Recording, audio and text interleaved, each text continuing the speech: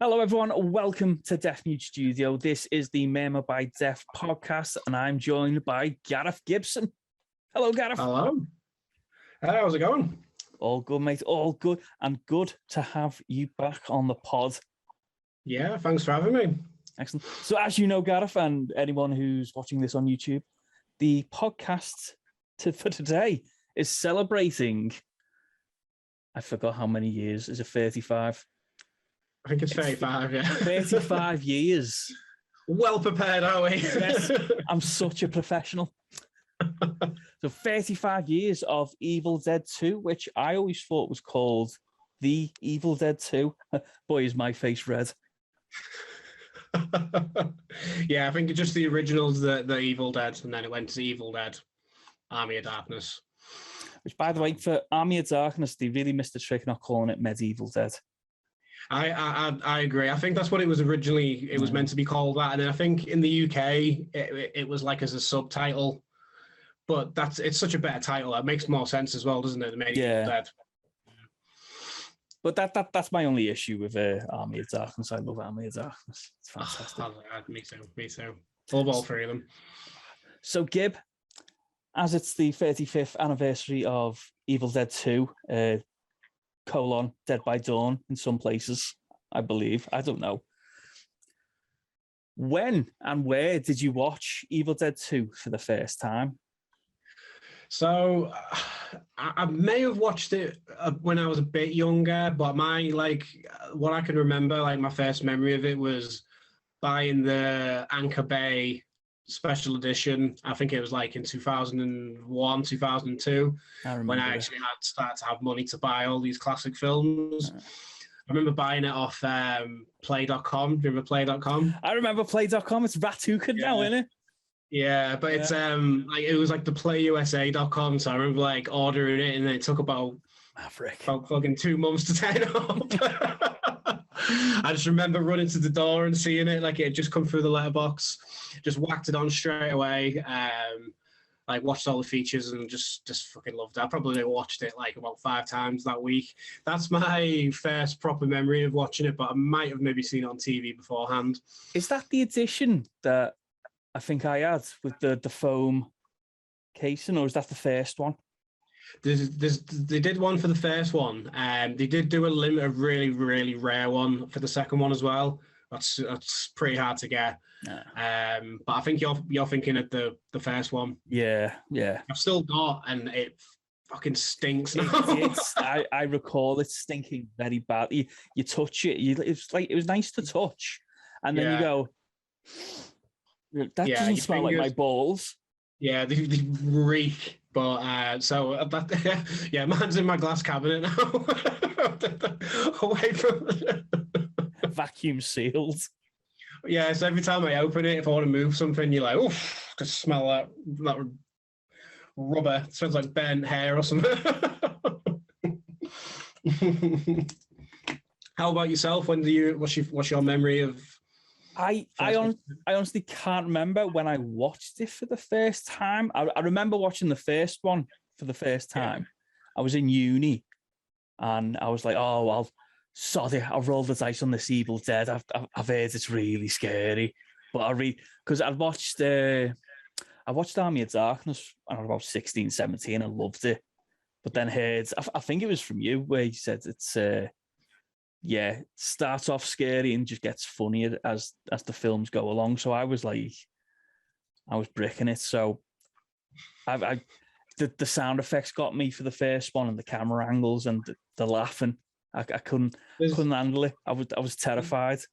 There's a few little parts in the first one that does get under your skin. Yeah, it really creeped me out. And then I must have watched the second one pretty close to it. I must have done, because I always remember it thinking, going, hang on, is this the first film, or is it a sequel? Is it a remake? I just remember going, I'm really super confused by this. Which actually leads me to my next question, Gib. Is it a sequel, a prequel, or a requel, as they call it? I'd probably just say it's all of them, to be honest. a fucking blend of all of them.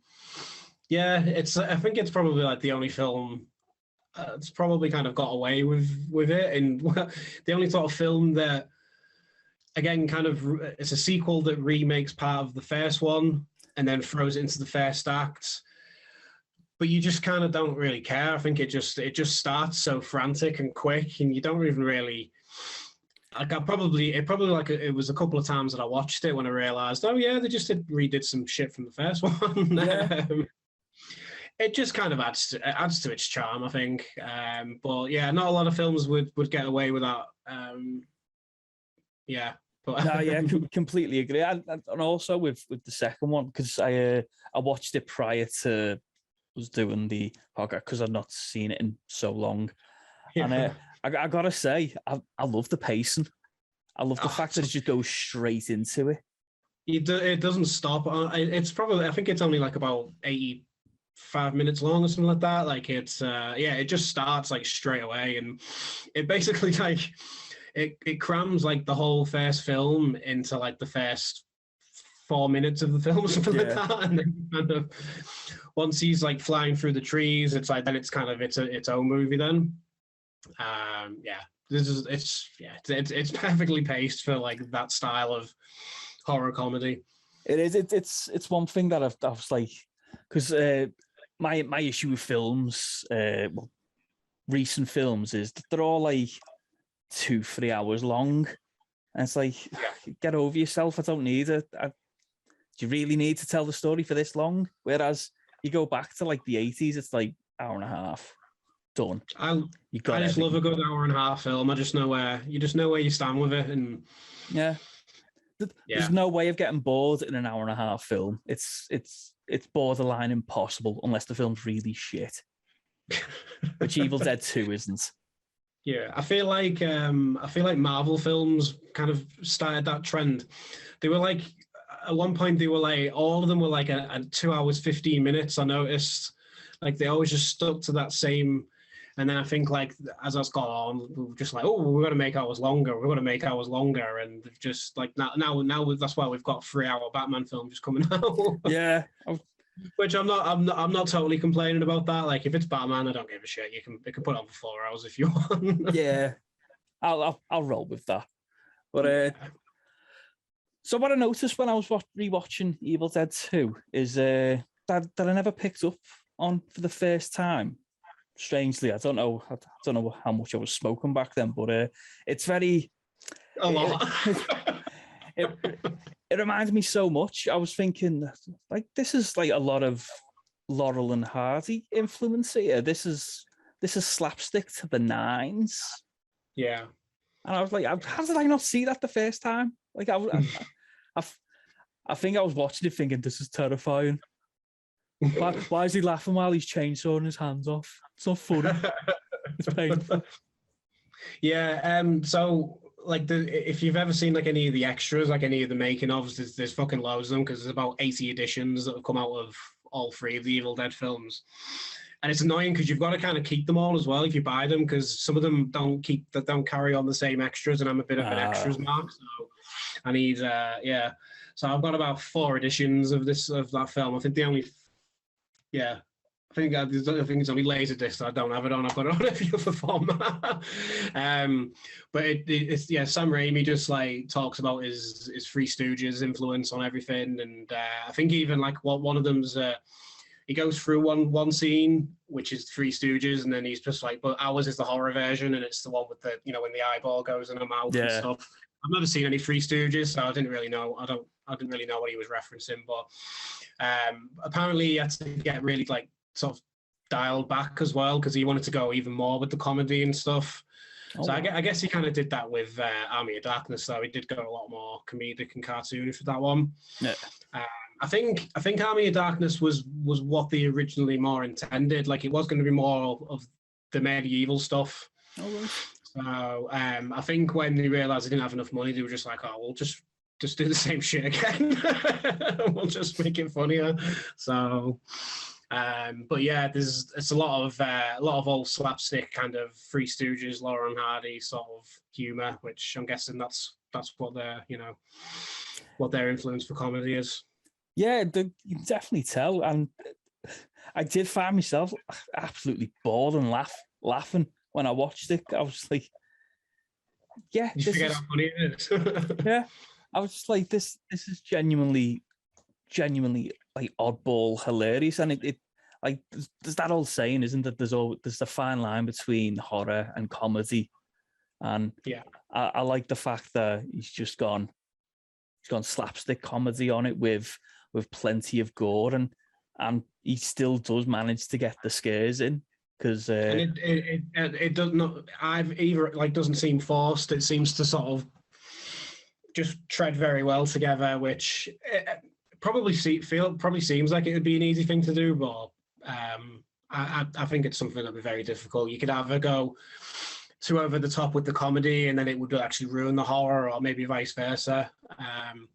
So yeah, it's one of the perfect examples, I think, of just like definitely getting it right, because not everyone does. And also recently, which brought me back to not only because it's the anniversary, but I've only recently just finished Ash versus Evil Dead. Yeah, and which brought back a lot of love for that, especially like because Ash is just you see him at like top end bell endness in Ash versus Evil Dead, and it's great to see. And I think he's I think it's even funnier with him being older as well, him still playing that same buffoon that he does in Army of Darkness, but he's older. But he's still like, yeah, he's still got that like unwarranted confidence, and like he just proper still loves himself. It's just, yeah, I thought it was. He's so fucking funny in that, and that's it. Well, he's funny in all three films, but yeah, I think he proper shines in the series. Well, like in Evil Dead 2, I didn't realize this till I was doing like a little bit of research, but Evil Dead 2 is the first time he ever says groovy. It is. And yeah. I'm watching that, like I kind of got chills, because like, oh, that was the first time. Yeah, I don't even think he really talks that much in the first one. No, he doesn't. He doesn't really speak a lot in it, so I mean, he's a totally different character. So the Ash that we kind of know and love sort of rises up in the second one, and then he just turns into, yeah, obviously like the idiot that he is in Army of Darkness. Yeah, but a hero as well, like a bit of an anti-hero. So. But yeah, it's great to see. It's great to see kind of the trajectory of how that character was fought. I mean, I mean, you mentioned that he wants to do a medieval thing from the start, but you get the impression he didn't really know what he had with Ash J. Williams. So it was kind of like it kept on evolving into this fantastic character. Yeah. That's true. I think, as I say, it probably worked out for the best, like how it did. But yeah, he does go quite badass a little bit in the second one as well. Once he dons the chainsaw, and yeah, that's it's good shit. It is. I love it, and like I said, especially after watching Ash versus Evil Dead, it's like we really should have had more in whatever shape or form before he got too old, because it was kind of like Army of Darkness. He was young, he was in his prime, and it took a lifetime to get more of that. And it's in an older form, which, like you said, is boss. It's hilarious, but we could have had so much more of Ash J. Williams. And this all seemed like they didn't let up, like just battering him in it as well. And he was probably doing a lot of his own stunts, because he did a lot of them in the original films as well. And Sam Raimi used to be just like throwing shit at him behind the camera and hitting him with stuff and making him do like 100 takes of him like flipping over and smashing plates on his head and stuff. So they probably made him do the same thing in the series as well. There's some great setups in the series, like the one in the morgue. Yes. With the body, he ends up going up the body's arse and stuff, and then the one in the sperm bank as well. They're just quintessential Evil Dead demonic setups, and yeah, they just took all the best parts of all three films, I think, and blended them nice into the series. I think series 2 is probably my favorite, but I liked all three of them. I thought they were great. I liked all the new characters as well, and yeah, it got you invested in a new story, but it was clearly still carried on as well. And it expanded the universe really well. It didn't go off into too weird of a direction, if that's even possible for Evil Dead. But I fully enjoyed it. I was all on board. It was just so much fun. Yeah, and it felt definitely like they say in the same universe of those films, even though the three films are completely different in tone and the way they look and set up and stuff. I thought it was a really good mixture. It had a lot of the gore from the first one, and then the humor from the last two as well. So yeah, it was awesome. Yeah, I always get the impression that Bruce Campbell and Ash J. Williams are the exact same person. So you've met him at least once, if I can recall. Yeah, I've met him once. Yeah. Yeah. What did you think of him? Meeting him in person, was he? The meeting was very brief. It was a book signing, so it was very there was about 500 people, so it was get your shit signed, say 2 words to him, and then go. Yeah. So that was very brief. That was very brief, but there was an hour Q&A beforehand. He was fucking hilarious. He was just, as I say, he is just kind of the same character. He just lays into everyone who asks him questions. I'd never ask a question because he just lays into everyone and everyone's answers and stuff like that. So, but yeah, well, not too bad actually. It was £25. You got a book signed. You got your stuff. You got a free autograph of something you could get signed as well. But yeah, nice. It was pretty brief. There was a lot of people there. So, but yeah. And his chin looks, impeccable. Looks perfect. Just in person, you're oh God, that's a chin. What a chin! And he looks pretty dapper, for his age as well. I was yeah, he's doing well. But yeah, hoping to probably meet him in April as well. So I'm going to think what to either just get a photo or get something signed. Then if I could be asked queuing for the signature, so I might just get a photo because. Yeah, off topic. Well, my next question, Gib, is I was also doing research. I was looking for a good Evil Dead 2 poster, and the main one being the skeleton face. And as you're an illustrator, what's your thoughts on that poster? I like it. I kind of like it for what it is. It's iconic, but it's not the Graham Humphreys quad poster. That's amazing. That's just that's the one that's it just that just captures everything from that film. And I just remember seeing it in Space. I think it was the first time. I think it really caught my eye. Yeah, they had it and he did the stop it, and he did the thing next to the poster, yeah. So that always stuck to me. And then when that Anchor Bay DVD came out and it had that artwork on it, I think that's the quintessential artwork for me. As the same with the original Evil Dead as well. He did the VHS box artwork for it. That's the one everyone knows. Not mainly so in America, but over here. But I do like that one. I mean, it's a good piece of graphic art, but it's not really got that much to do with the film. There's no skeleton with eyes in its head during the film, but there is in Army of Darkness, which I find strange. Yeah. So when they have the weird scowl, they have eyebrows. I always thought that was really funny, and the fact that they talk as well. How good they talk. I don't know. You know what? That's tonight's film for me. That Army of Darkness. Yeah. Because I've which version do you usually go with for that? Because there's the two versions. They've got like two different endings.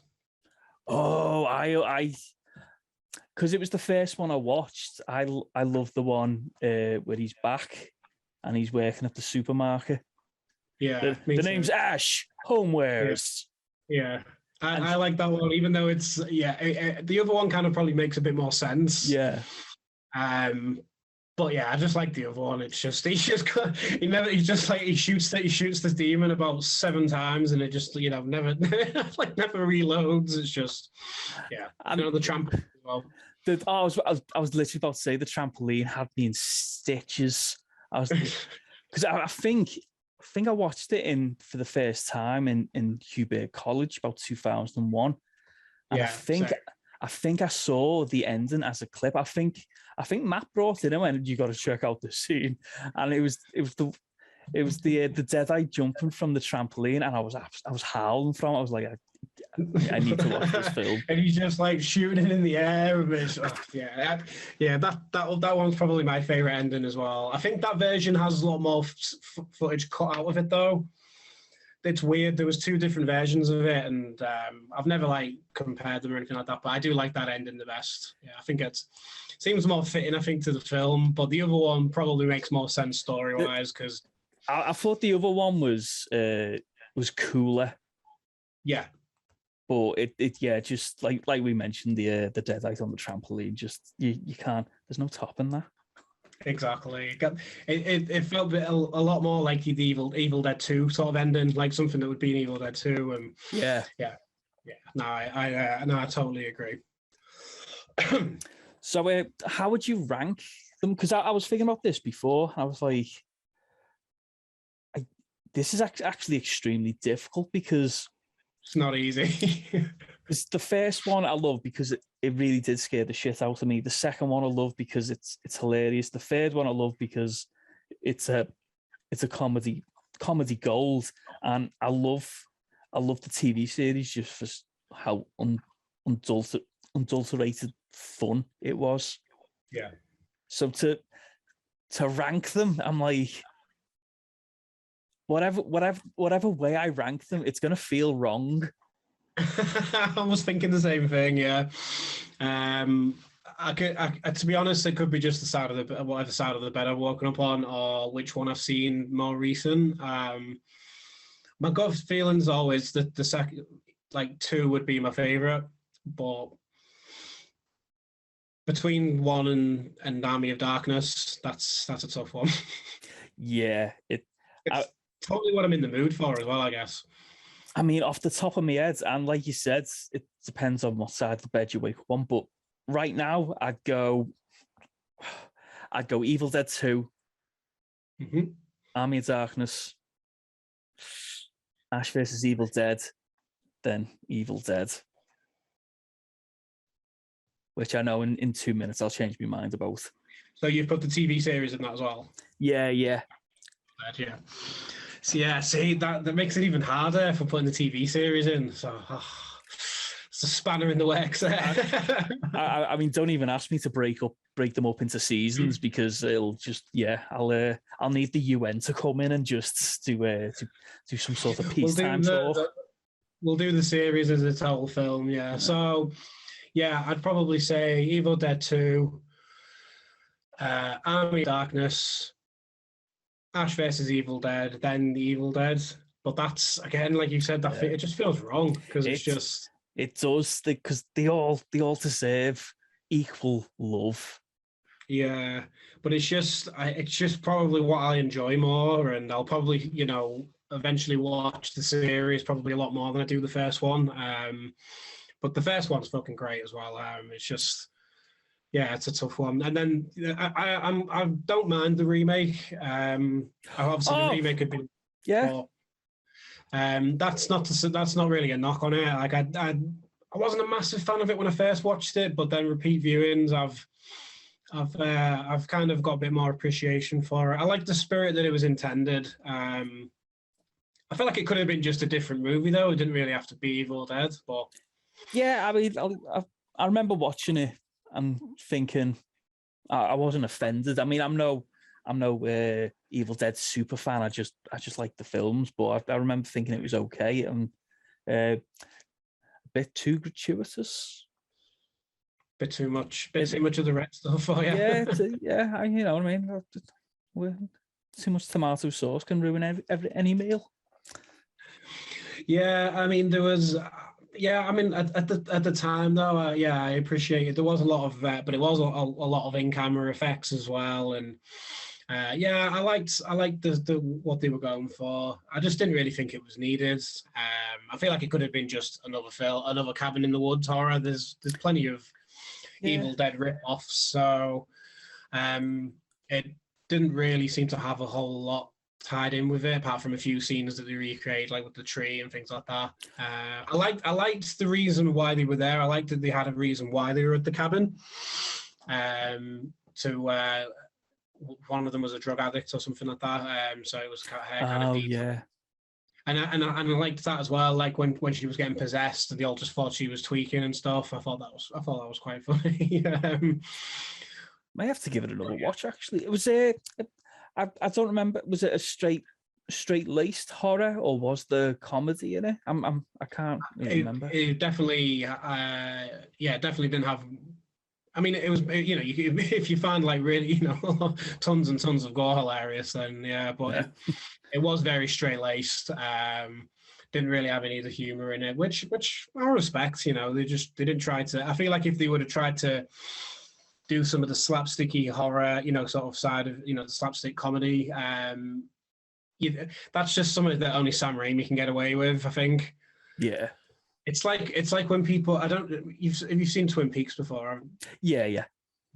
It was like the second season of Twin Peaks when Lynch kind of walked away from it for a bit. Yeah. And there was people trying to just be weird like Lynch for the sake of being weird, and it seemed really forced. I feel like it'd be a similar thing.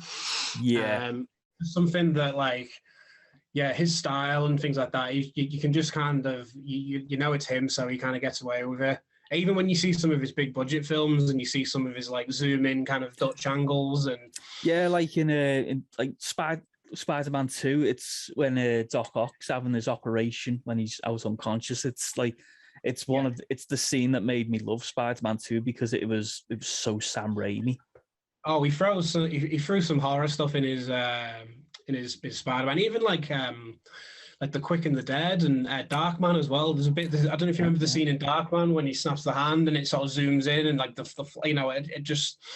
it was very Evil Dead. And I think as well, that's literally just him running with the camera as well.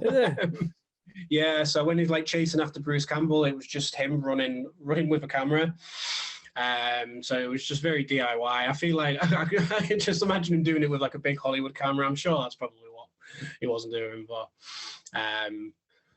yeah. So the remake, it's probably worth a rewatch. It's not great, but it's 3 out of 5 I'd give it.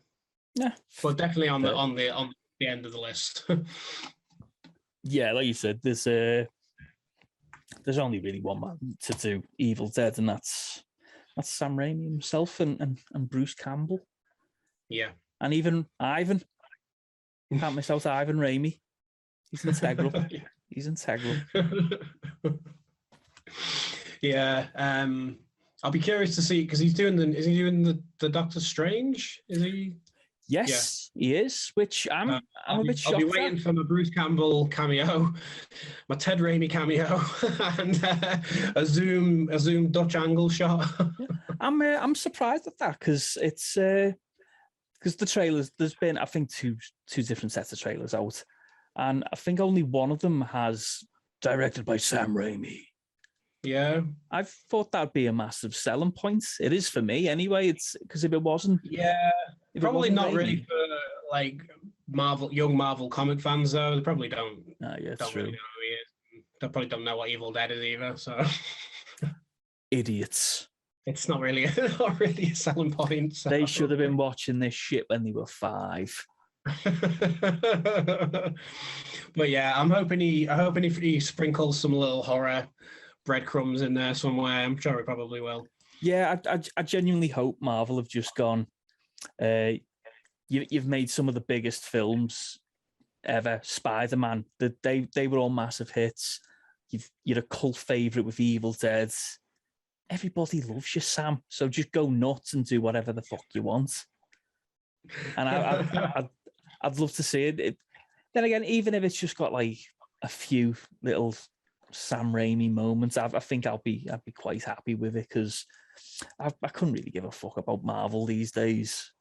So I'll just go see Doctor Strange for Sam Raimi.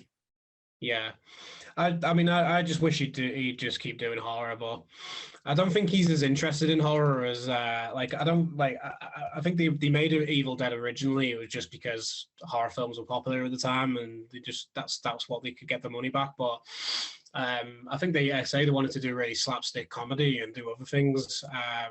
So he's probably not as much of a horror guy as people think, but. I was like so happy when he made like Drag Me to Hell, and I love Drag Me to Hell. Yeah, I saw the trailer for it and I thought this looks fucking awful, and it just looked like every other ghost like cursed movie. And then when you watch it, it was just like full on Evil Dead, wasn't it? Yeah.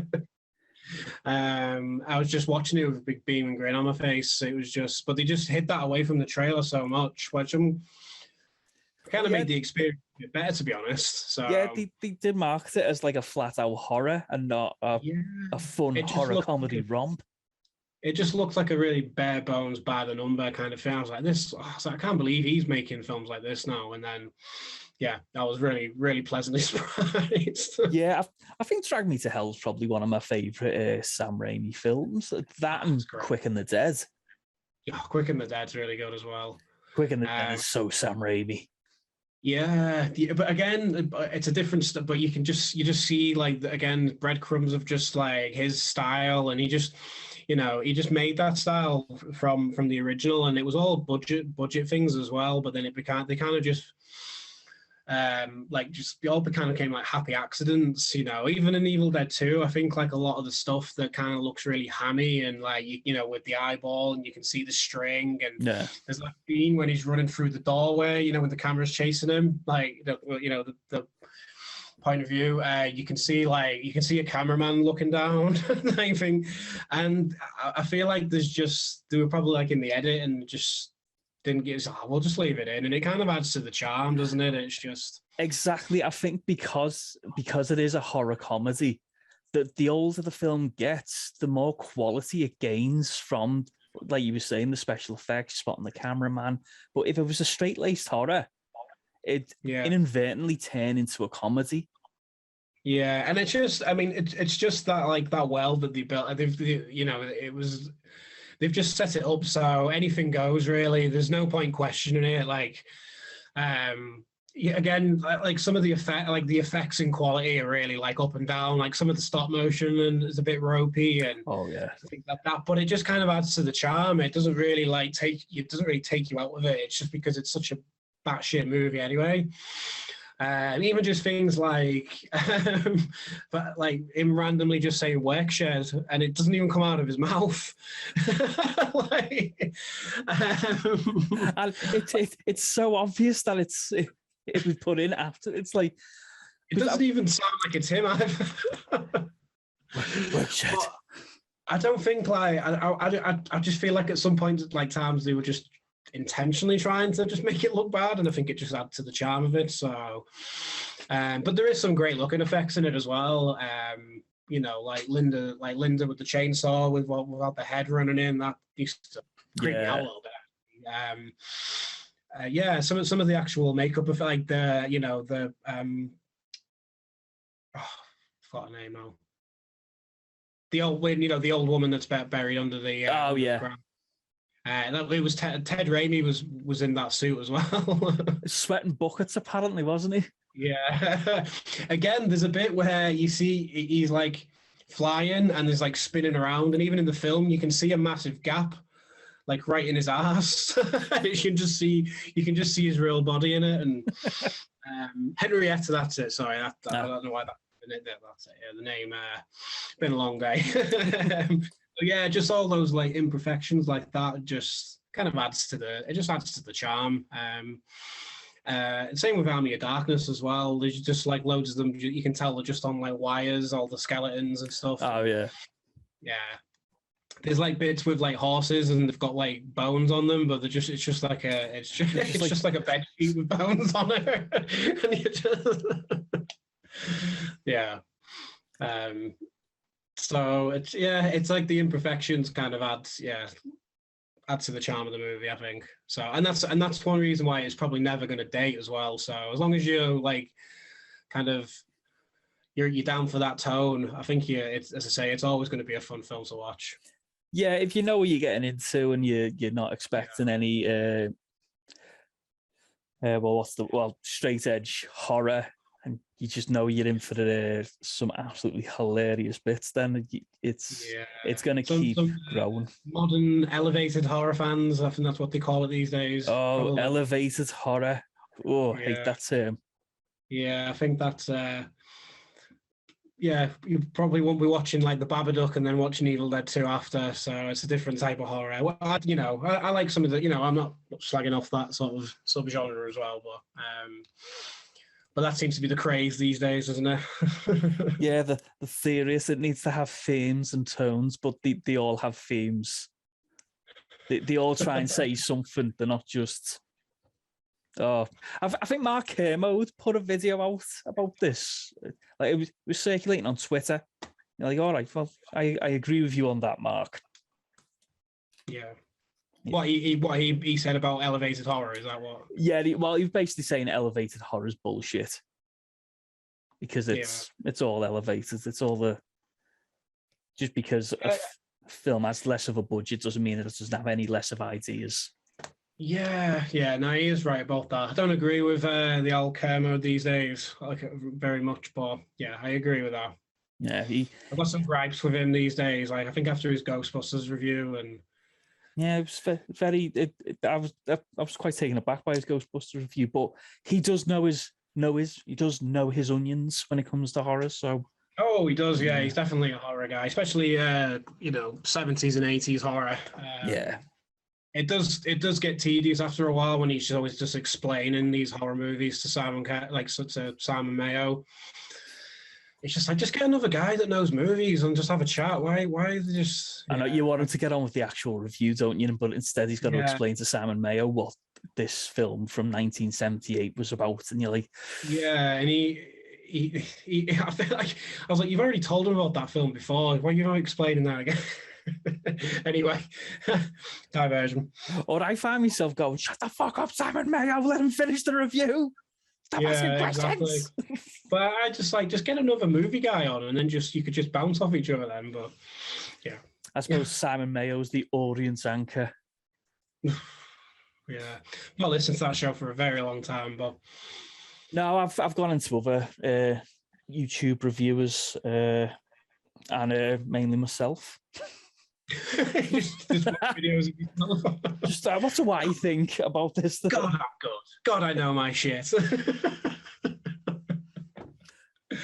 This guy needs more subscribers. And a lot more views. But no. That's where all the views come from then, is it just you watching your it's just me on Google Chrome. Repeat. Different profiles doing the like and share button. And play again. When I'm out, put a playlist on them, just have it on random. Yeah, don't you have to play the whole thing as well, or it doesn't count if you just click on them? I've heard. I think you're right. I try not to get too much into the analytics of it all because I'm as thick as pig shit. I just do the video, upload it, and try my best to ignore it. Yeah, I've heard about like the algorithm. It needs to be like you need to watch like the whole program. You need to watch the whole video and stuff like that. But yeah, it's like Instagram as well. They've got you jumping through loads of hoops these days if you want to get more followers and stuff. And yeah, the way I see it, I'm just gonna upload. If people watch it, they watch it, fantastic. If not, then I'm still having a boss laugh doing this stuff. So yeah, it's all it's the best way to be, man. Yeah, I can't be chasing algorithm gods. Oh no, thank you. Until you find a hack and you're like, oh, yeah. How high do you want me to come? What's up? This is how I get 1 million subscribers. Just start doing videos about Twitter beefs and YouTube beefs. You'll be on 1 million subscribers in a week. This is my beef stroganoff video. It was delicious. Just do a video about Logan Paul saying something about what Jake Paul said about something about the UFC or something. Yeah. If I ever put a video up like that, Gib, I want you to kill me with a chainsaw. Yeah, we won't get there. We won't. Hopefully, it won't come to that. Cut my hand off with a chainsaw and remove my film collection from me. And have it go like that back to you. Yeah.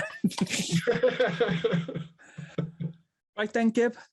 Thank you for coming on again. We have many more podcasts coming in the future. If I get round to reminding you. Yeah, a lot of anniversaries this year. Yeah, I've got them all. It's kind of getting old. Oh yeah, it's I hate it. It's like, oh, did you know Jurassic Park's 20 years old? And you're like, fuck off. But now I'm doing that to everyone by going, it's the 35th anniversary of Evil Dead 2, and everyone's going, oh, fuck off, will you? Yeah, we say that we're all guilty of it though. Like, oh my God, I can't believe that's 35 years old. Can't believe that's 27 years old. The one that really took me by surprise was Nosferatu being 100 years old. I was like, wow. It's a very old film. It's 100. Yeah. And it shows. It's awful. Yeah, it's just it's more about like what came after it more than the actual like film itself.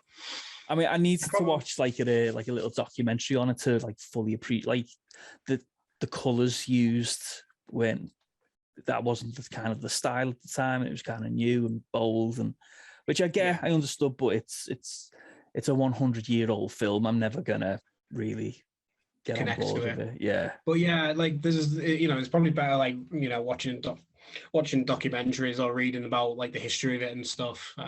That'd be more entertaining than actually watching it. Yeah, exactly. So, but yeah. Right then, Gib, we will leave it there. Thank you very much. It's been a pleasure as always. And I'll talk about Evil Dead any day of the week. That's why I like you, Gib. Whenever the anniversary for Army of Darkness, we'll do that one. 100%. Might even do a watch along of some sort if I figure out the technological stuff to do that with. When you video edit, Gib, people assume that you're tech savvy, but I'm not. I'm really not. I think as technical as it'll be is us just putting it on a TV at the same time. Yeah. and communicating via smoke signals and ravens. Just be like, right, press play. Right, go. That's what as technical as it's going to get. Why are you ahead of me? Oh, God. Oh, shit, you've got the different version. Yeah, it's, we might have a few years to get that sorted, so. Well, hopefully I can speak to someone who knows their onions, as they say. That's twice I've dropped that in. Can you figure out that I heard it for the first time today? Is this your new catchphrase for the channel that you're trying to know your onions? Get some merch going, Yeah. How about these onions? But anyway, we'll call it a day, Gib. Thank you very much, and I will catch you soon. See you later. Adios.